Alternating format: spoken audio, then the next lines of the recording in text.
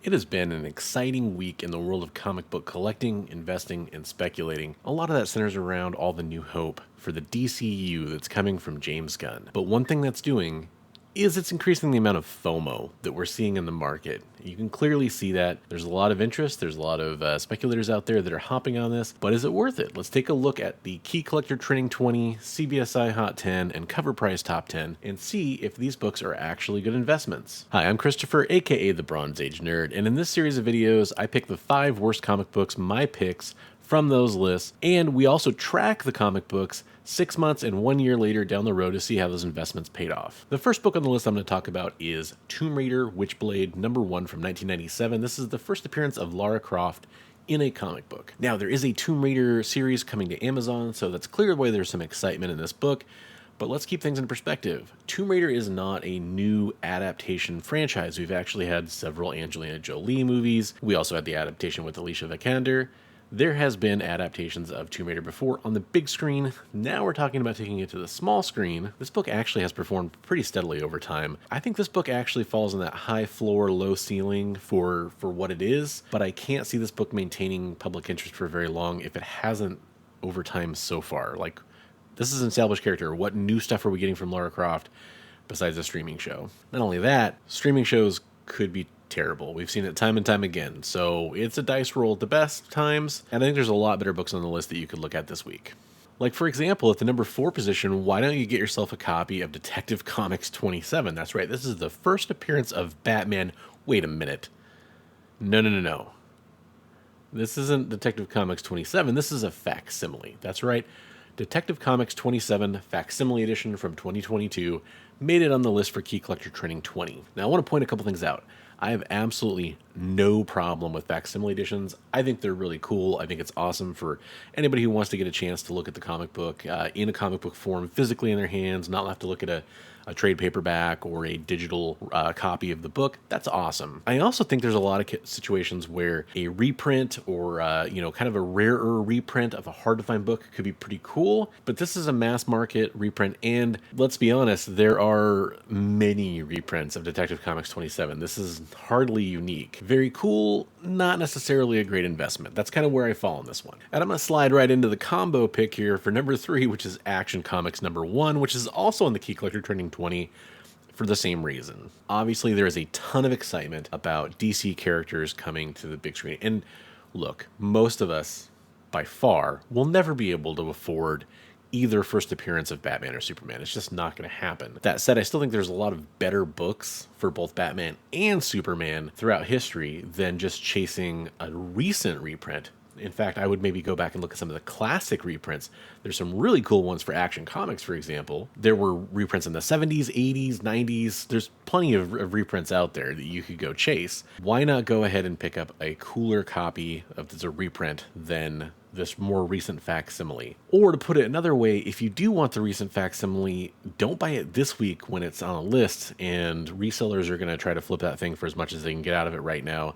Wait for it to fall back down closer to cover price or a couple dollars above cover price, and then pick it up then. Okay, at number 4 on the list, we have DC's Harley Quinn Romances #1, The 1 in 25. This is a pretty fun book. I'm not going to lie. This is kind of neat. I could be wrong on this one. Maybe this one will sustain.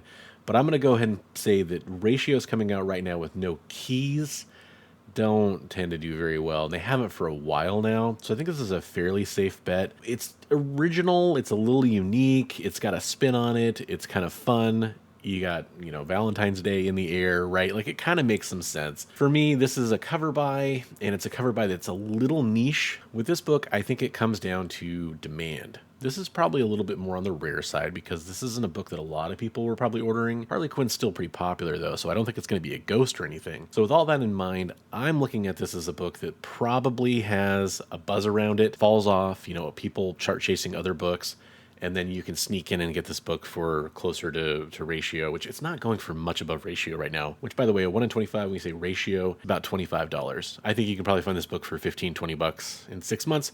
Let's see if I'm right in my follow-up video.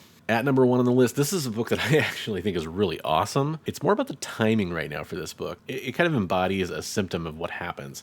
This is Marvel Comics Presents 6, which is the second volume of that series, and it's the 1 in 25 second printing. This is the first appearance of Rain, which is Wolverine's daughter. It's a interesting story if you ever go back and read it, but I don't see much spec potential for Rain anytime soon because you have X-23. X-23 is the elephant in the room for this topic. Marvel books right now are generally based around MCU spec. What are you going to do with Rain that you wouldn't first try to do with Laura Kinney? So Rain actually did not appear outside of this Marvel Comics Presents run. So unless she comes back into the mainstream Marvel Comics, I really don't have much faith that we're going to see her. By the way, the topic of Wolverine's children is pretty broad. He's had a lot of them. There's a lot they could pull from different lore that have easier to explain origins than Rain. Daken comes to mind. There's a ton of other ones, though.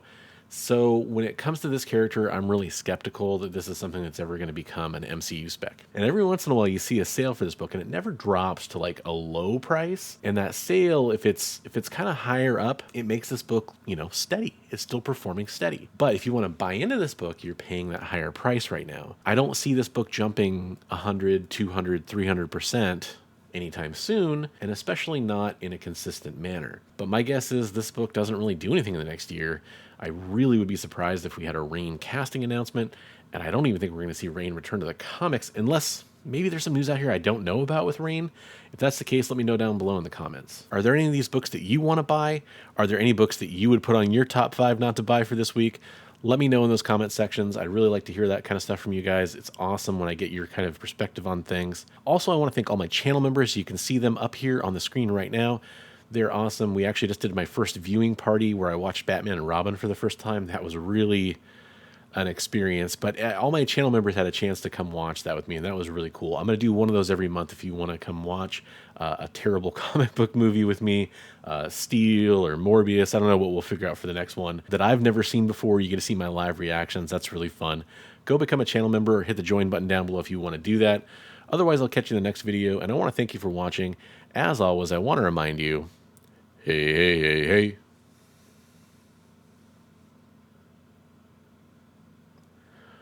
Read comics every day.